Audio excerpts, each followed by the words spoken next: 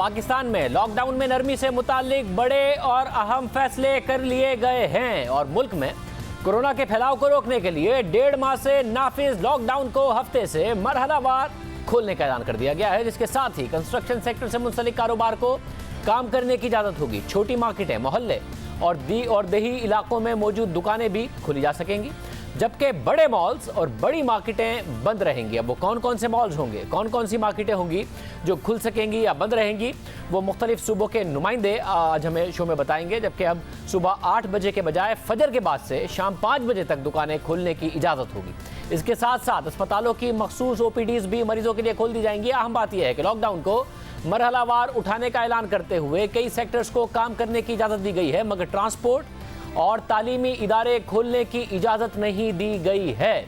और तालीमी इदारे मजीद 1.5 महीने बंद रखने का ऐलान किया गया है, यानी अब तालीमी इदारे 15 जुलाई तक बंद रहेंगे। और इसके साथ साथ बोर्ड के इम्तिहानात भी ख़त्म कर दिए गए हैं और तलबा को उनके साबिका इम्तिहान के नंबर्स पर अगली क्लास में भेजने का फैसला किया गया है। लॉकडाउन से मुतालिक इन तमाम फैसलों की मंजूरी वज़ीर आज़म इमरान खान की ज़ेर सदारत कौमी राब्ता कमेटी के इजलास में दी गई, जिसमें चारों सूबों के वज़राए आला ने शिरकत की। जिसके बाद वज़ीर आज़म इमरान खान ने अपने वज़रा के हमरा लॉकडाउन को हफ्ते से मरहलावार उठाने का ऐलान किया। साथ ही उन्होंने बताया कि सूबों के खदशात की वजह से ट्रांसपोर्ट खोलने पर इत्तफाक नहीं हो सका, हालांकि वो खुद ज़ाती तौर पर चाहते हैं कि ट्रांसपोर्ट खुले, रेलवे खुले।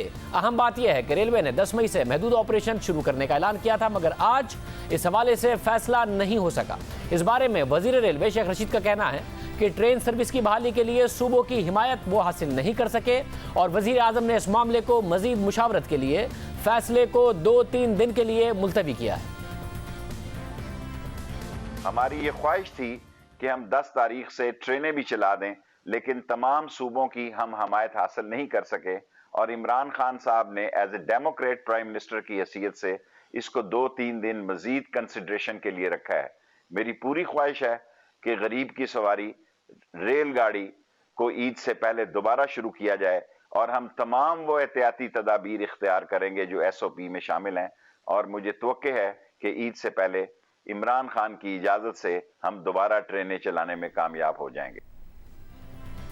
साथ ही गुज़िश्ता रोज़ वफाकी वज़ीर एविएशन गुलाम सरवर खान ने भी कहा था कि अंदरून मुल्क फ़िज़ाई ऑपरेशन शुरू करने का उसूली फैसला कर लिया गया है। हमारे कल प्रोग्राम में भी उन्होंने ये बात की, मगर आज कौमी राब्ता कमेटी के इजलास में उसकी भी मंजूरी नहीं दी गई है, जिसके बाद एविएशन डिवीज़न के मुताबिक फ़िज़ाई ऑपरेशन की मअतली में 10 मई तक के लिए तौसी कर दी गई है।